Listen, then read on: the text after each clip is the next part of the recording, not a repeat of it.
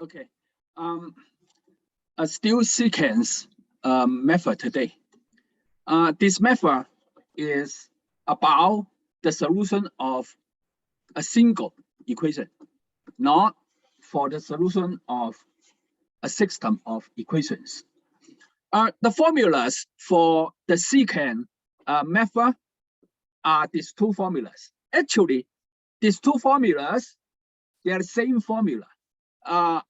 Yeah, this expression and this expression, they are equal actually. Now the question is why we call these two formulas the secant method. If you draw a diagram, easy to understand why we name these two formulas the secant method. Let me draw a diagram.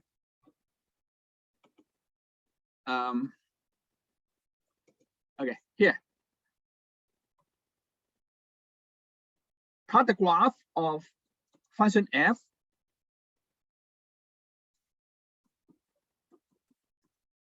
And suppose this curve is the graph. Suppose this point xk minus 1 and this point xk correspondingly on the graph we have 2 points. This point, the coordinates are this. And this point, the coordinates are. Now let me join these 2 points with a line. It is a secant line, not a tangent line.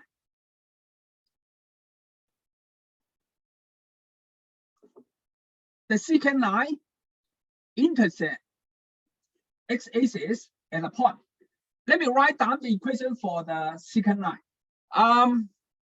First, the slope of the secant line is f of xk minus f of xk minus 1 over xk minus xk minus 1. Then by the point slope formula, the equation of the secant line is y minus y1. Say we have 2 points. Pick either point. Okay, it doesn't matter. Say pick this point as y1. So y minus y1 is equal to slope is this minus f xk minus 1 over xk minus xk minus 1. Then parenthesis x minus x1. Now x1 is xk minus 1.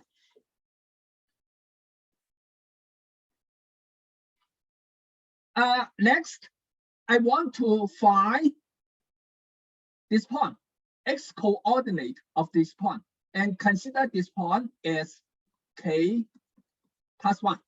Now, for the x-intercept of the green line, here, let me continue here. I said y equal to 0 in this equation. Then we have 0 minus f xk minus 1 is equal to f xk k minus 1, then over xk minus xk minus 1, then times this. Solve the equation for x. Solve the equation for x. Then I have xk minus 1 minus this. Yeah.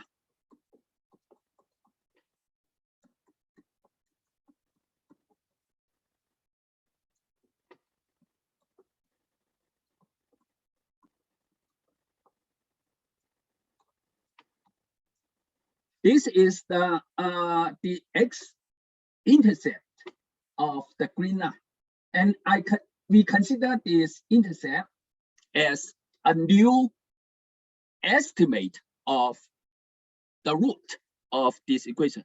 The root is here, arrow is here, root is here.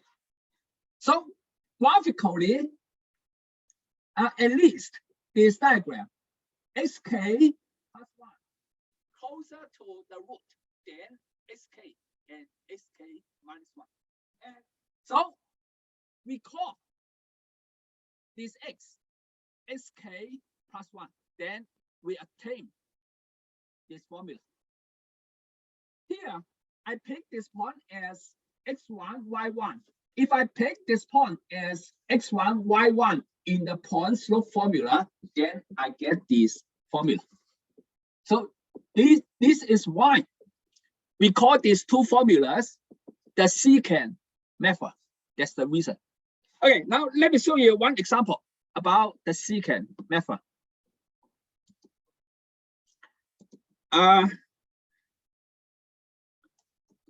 Example 1. Use the secant method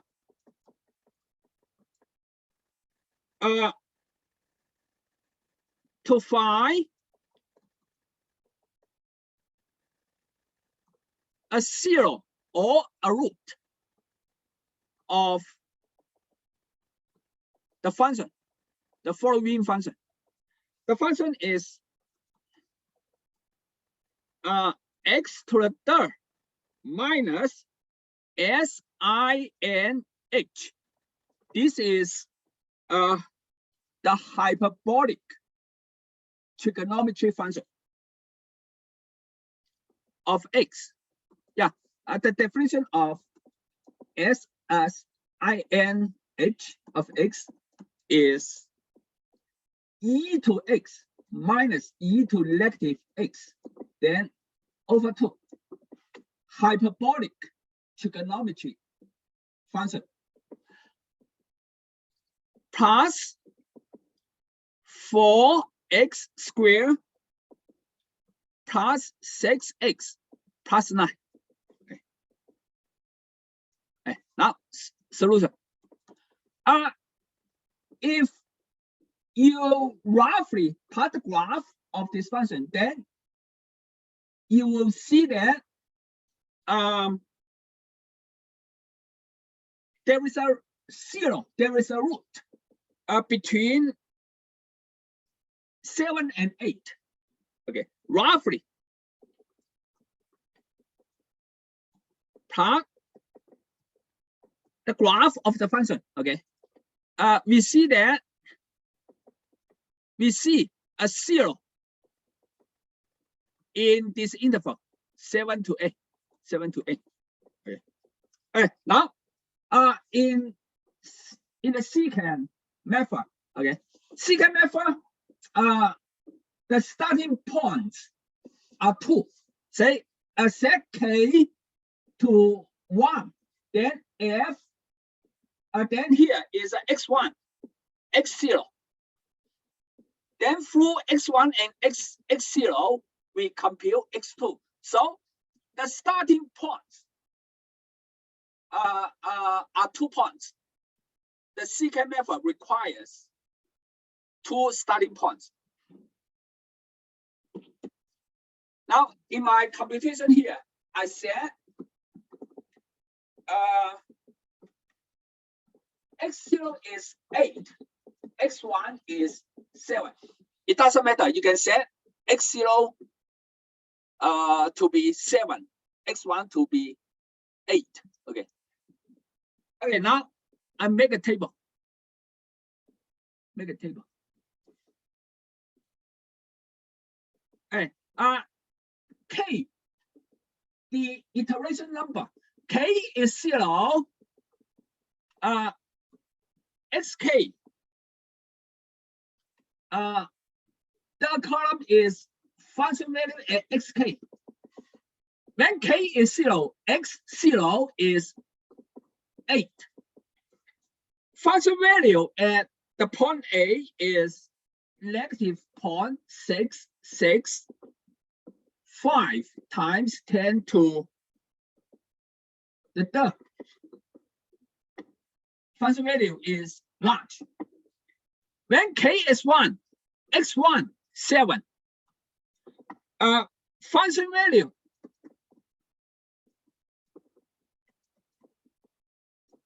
value is still large. Now k is 2, then by formula. Yeah, k is 2 from this formula.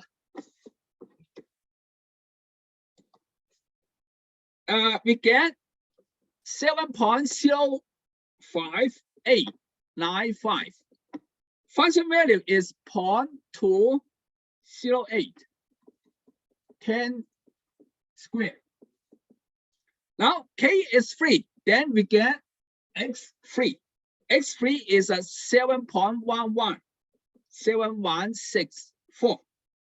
Function value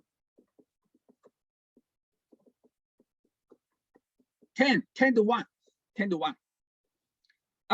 Iteration 4.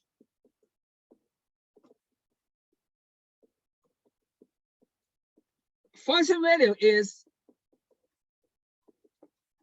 10 to negative 1. Function value starts to decrease. 5, iteration 5. 711306. Function value is 10 to negative 3. How about one more step? 6.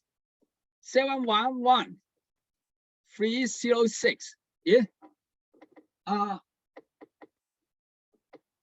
X6 and X5, at least in the first 6 digits. The first 6 digits match. Okay, match. And function value.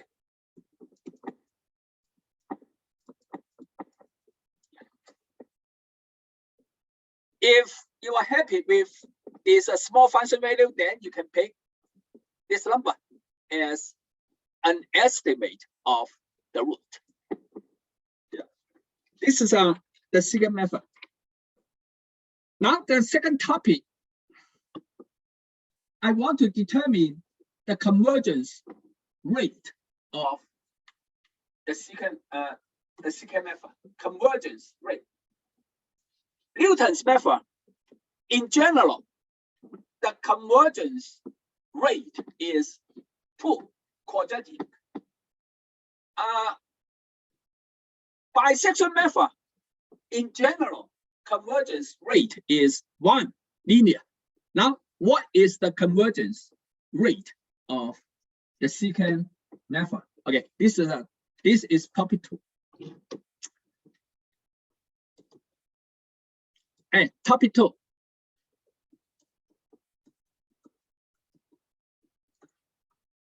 Convergence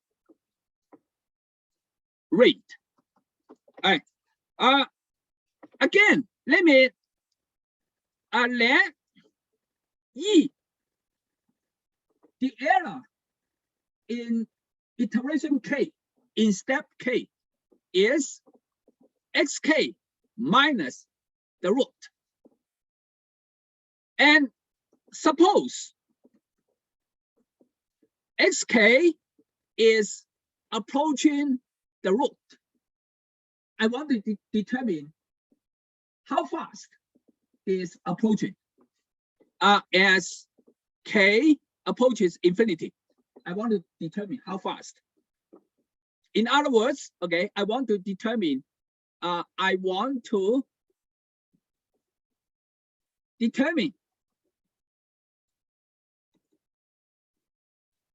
alpha, the order, convergence order, such that ek plus 1 absolute value over ek, right? As k approaches infinity. In detail, ek plus 1 is xk plus 1 minus R absolute value over xk minus R. The order is alpha, so here the power in the denominator is alpha. So then the limit is some constant, say a, some number greater than 0. If a is 0, then the convergence rate is better than order alpha. So here I assume a is greater than 0, and I want to determine alpha. Okay. All right. Now, let me copy the secant iteration here. Secant iteration. Okay. Secant iteration. The formula is xk plus 1 is equal to, let me see,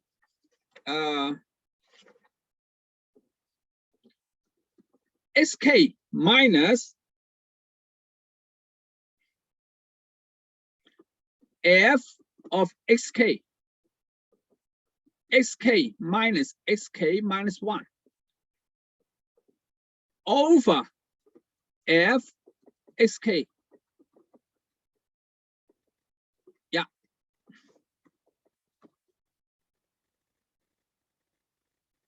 Okay, now I subtract R, the root, from the both sides of this equation. Then again,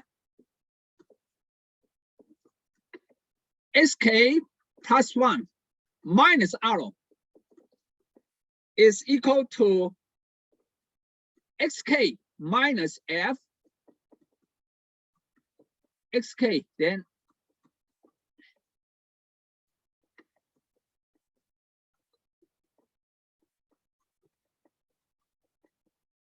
minus R. Now on the right side, I use common denominator. The first term is common denominator. Denominator is this f minus this f. So minus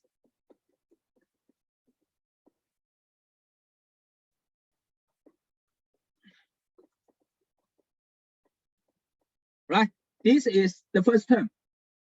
Numerator, denominator, they are equal. So actually, I multiply xk by 1. Second term,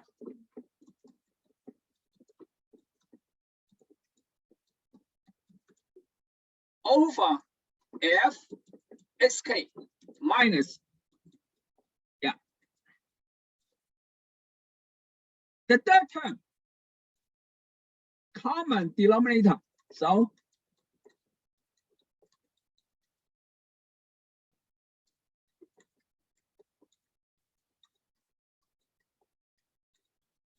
now all the three terms, their denominators are equal. So I can combine these three terms.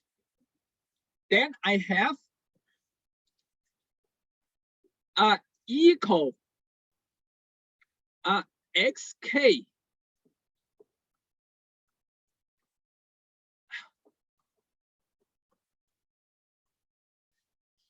then the middle term,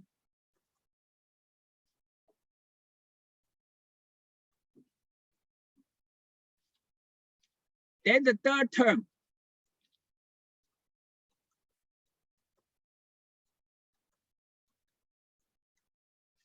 then over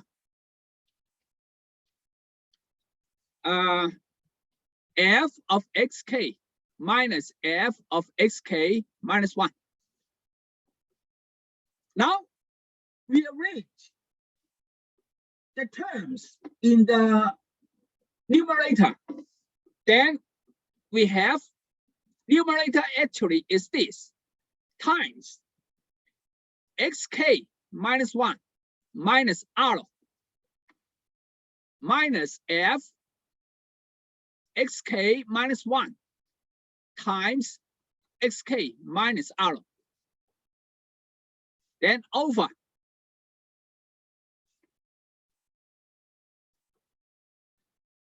the difference of these two function values. Recall that ek, the error is xk minus r. So we have f xk times ek minus 1, right?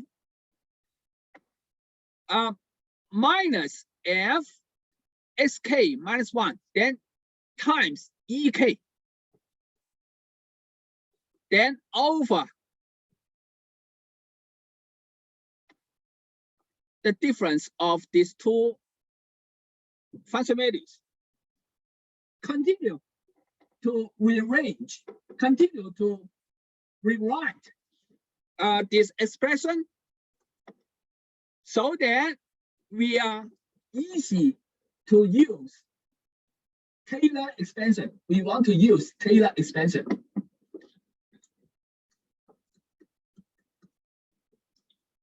Over, move denominator here.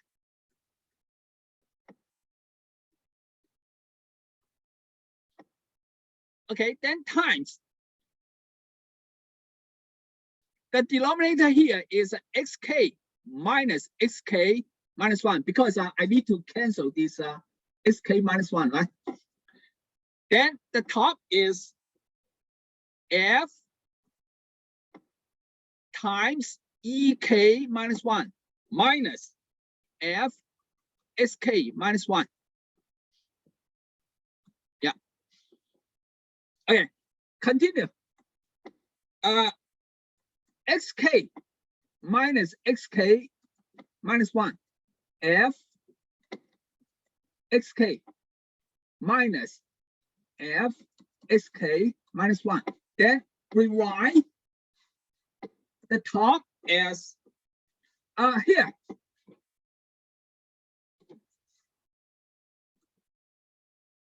I take out ek plus 1, ek minus 1 times ek. So this part becomes f xk over ek minus f xk minus 1 over ek minus 1. Then over xk minus 1. Then times ek minus 1. Right? Here, from here, I factor out ek minus 1 times ek. Then I get this. Yeah, I get this. Yeah, this is this equation. Go back to the first step. Okay. Yeah, this equation is this. Okay, for this. Okay, this is ek plus 1. So therefore, we have ek plus 1 is equal to this. Okay, equal to this. Now I apply Taylor expansion. Okay, to determine the rate. Say for example, let me expand f sk by Taylor's theorem. Xk, I can write xk as xk minus r plus r. So this is a f r plus ek, right? Okay, now I expand this function at a point r. By Taylor expansion, this is a f of r. F of r, recall that r is the 0 of f. So f of r is 0. Now the second term is a 1 over 1 factorial. Derivative at r, then times ek, Taylor expansion.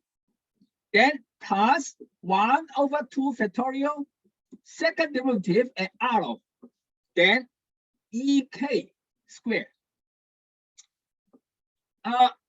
1, 2, 3. 3 terms is enough. Now plus error term.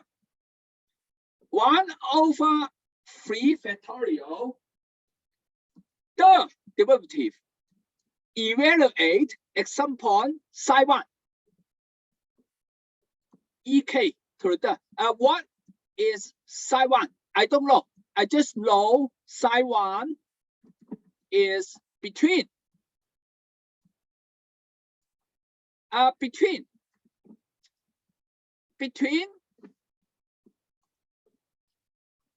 xk and arrow.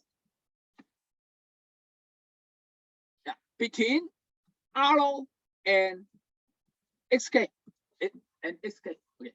Yeah. All right. Now, let me simplify this expression. First, this guy is 0. So therefore, fxk is equal to derivative of f and arrow ek plus 2 factorial, 1 over 2 factorial, it is 2. EK squared, then plus 1 over 3 factorial is 6. F the derivative as psi 1 EK 3. All right, now from here I can tell this f of xk over ek. From here, I divide both sides of this equation by ek. F xk over ek. Then we have f derivative 1/2 ek plus 1/6 f psi 1 ek squared. Yeah. So we have this guy now. Now, similarly, we can have this guy. Similarly, okay. Similarly, okay. By Taylor expansion, we can have f sk minus 1 over ek minus 1 is this derivative and arrow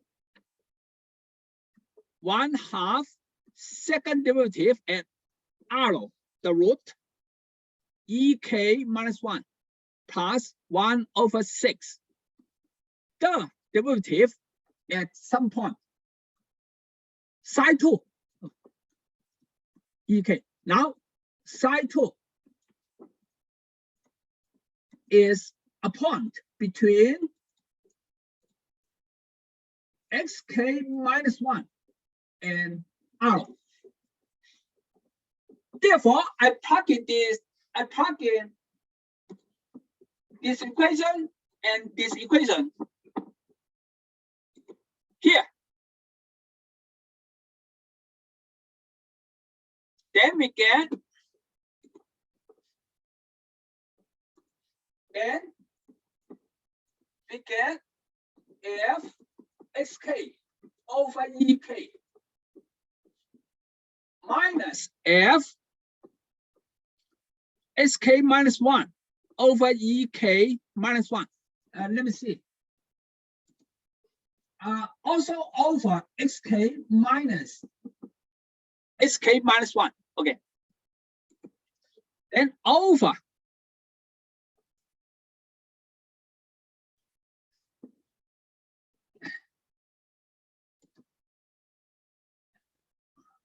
let me see. Oh, xk minus 1. Okay, let me insert R to the denominator.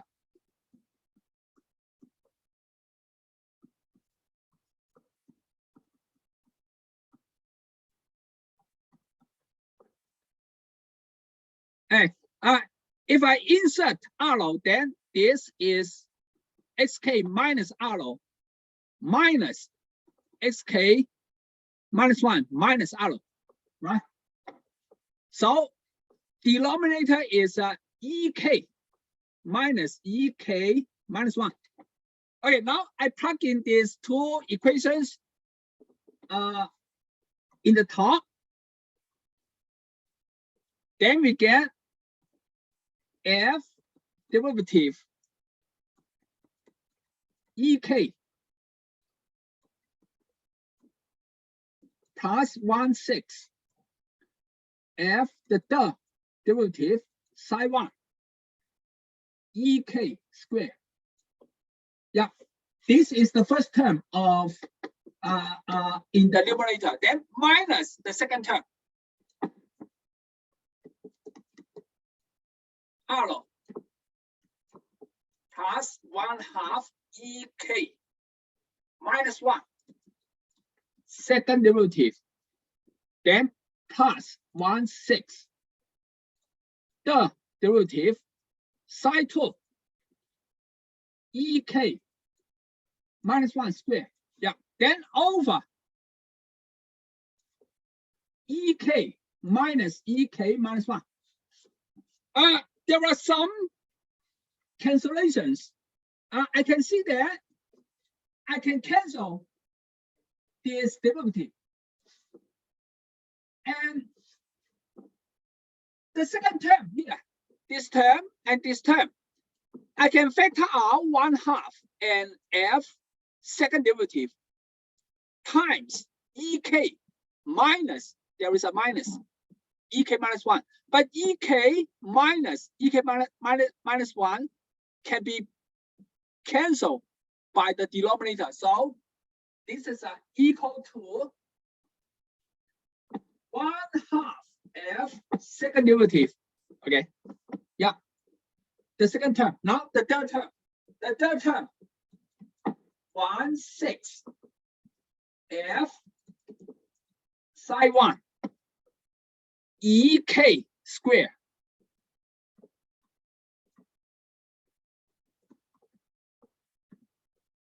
psi 2 ek minus 1 squared, then over ek minus 1. Okay.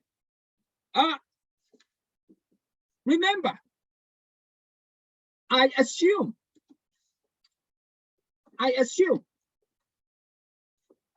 xk is approaching the root arrow. I assume this. I want to determine how fast this approaching is. And recall that psi 1 is between arrow and xk. Psi 2 is between arrow and xk minus 1. So as k approaches infinity, psi 1 approaches arrow, psi 2 approaches arrow. Therefore, this equation, when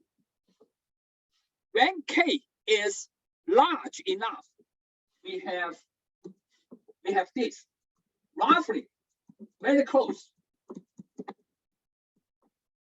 plus 1/6 f the derivative and arrow ek minus 1/6 the derivative arrow ek. This approximation is true when k is large enough. The notation for k large enough is this notation. That means that k much larger than 0. over EK minus EK minus 1. Now, I factor 1/6 and the third derivative, factor out this number from the numerator, then I get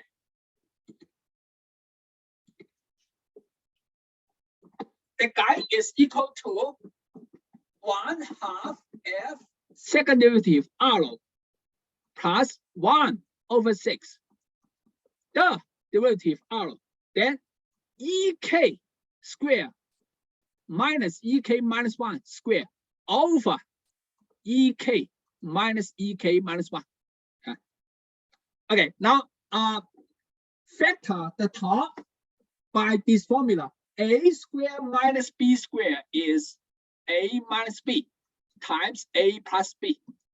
Then factor the top and cancel out ek minus ek minus 1. We have this equation.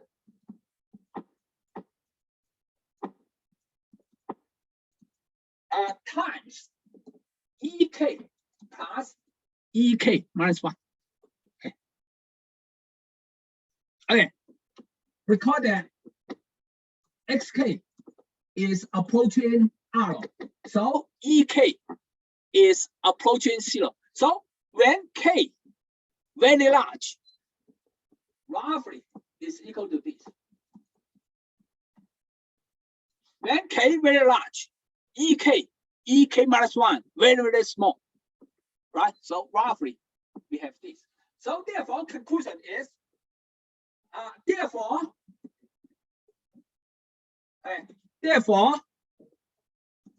let me go back. Okay, here. Therefore this term, when k is large enough, is equal to roughly is 1/2 second derivative. Yeah. F xk over ek minus f xk minus 1 over ek minus 1, then over xk minus xk minus 1, roughly is this. Okay. Of course, this approximation is true when k is much larger than 0. Okay, this is true. Now, okay, I have an estimate about this part. I'm done. Now, let me estimate this part. Now I can use the mean value theorem. Mean value theorem. Okay. On the other hand,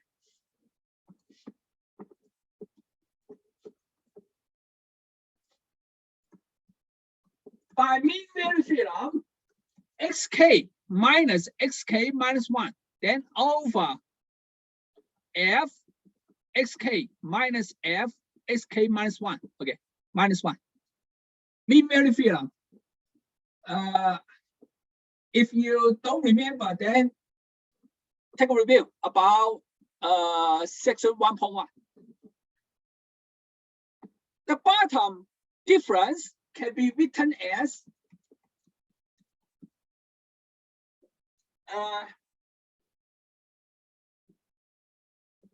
f derivative evaluate at some point, say psi 3, then times xk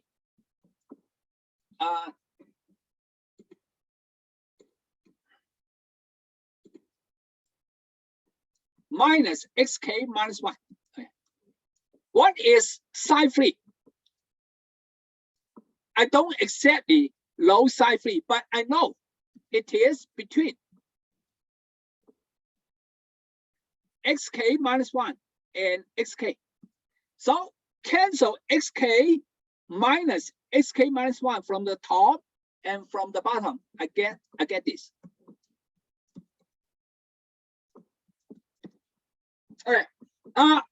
This is roughly is this arrow derivative at the root arrow, because xk is approaching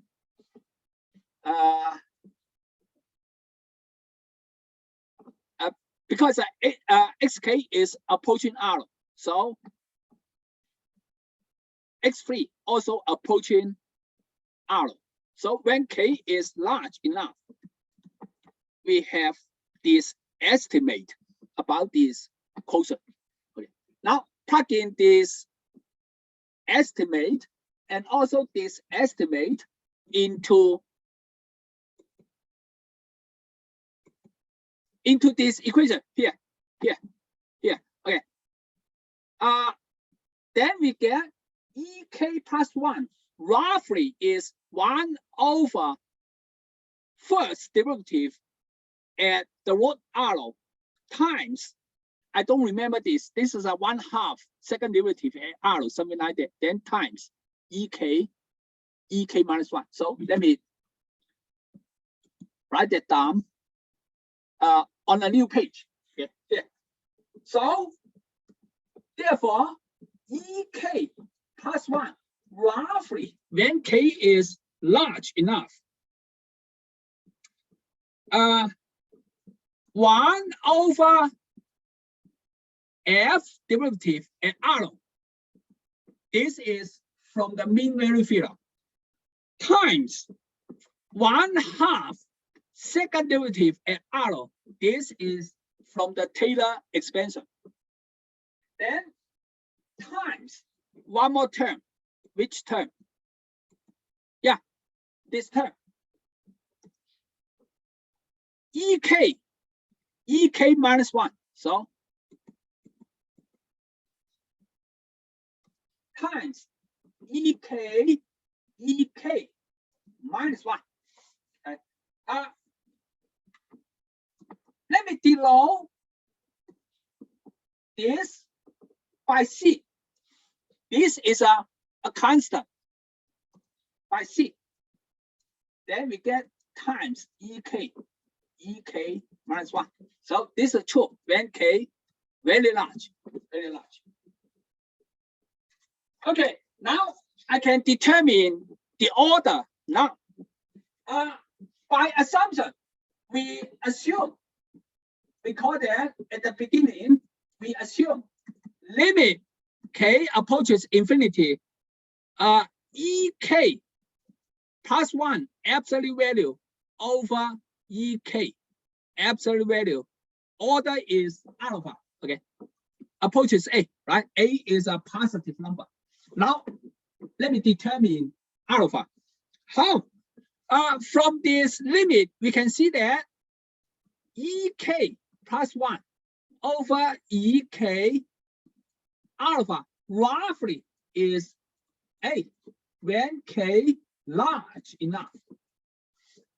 Now, from here, we have ek plus 1 roughly is a constant times ek alpha.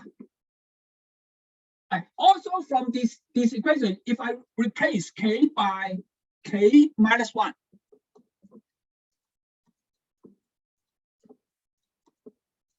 right? Okay, now for the second approximation, let me solve ek minus 1. How to solve it? Move the constant a to the left side.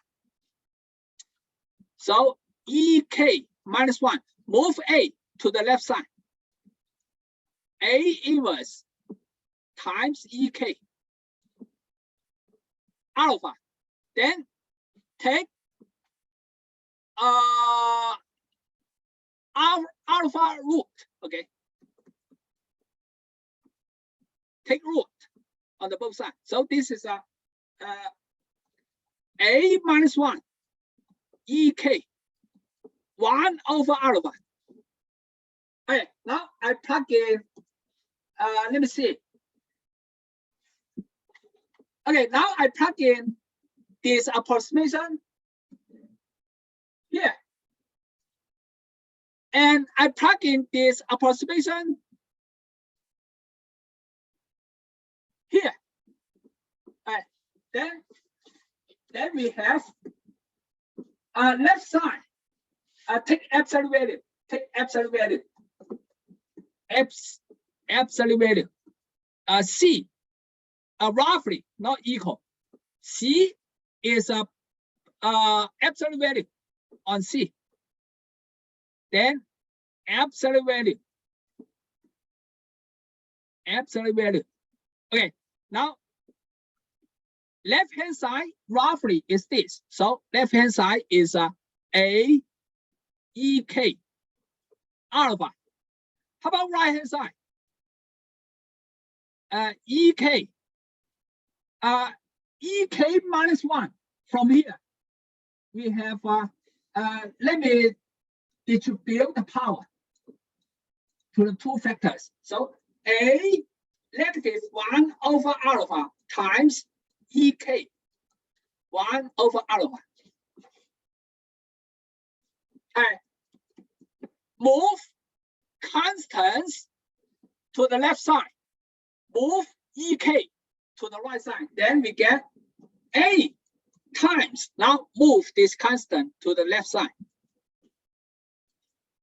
And move C to the left side. C inverse roughly is equal to move this guy to the right side. So roughly we have there is a EK here. EK. There is a EK here times EK 1 over alpha, then times the EK from the left hand side. EK negative alpha.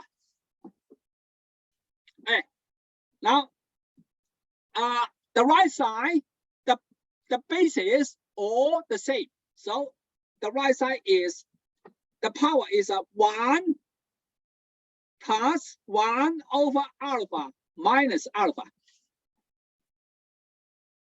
Take a look at this approximation. Left hand side, a constant. Right hand side, remember, EK is approaching 0. Left hand side is a constant. Right side, EK is approaching 0. But roughly they are equal. What it means? Means the power is 0. Now solve this equation. This is a quadratic equation. 1 plus 1 over alpha is 0. Multiply both sides by alpha. Then alpha plus 1 minus alpha squared. Solve this equation for alpha by quadratic formula. Then we get alpha is equal to 1 plus square root of 5 over 2. Roughly is 1.62.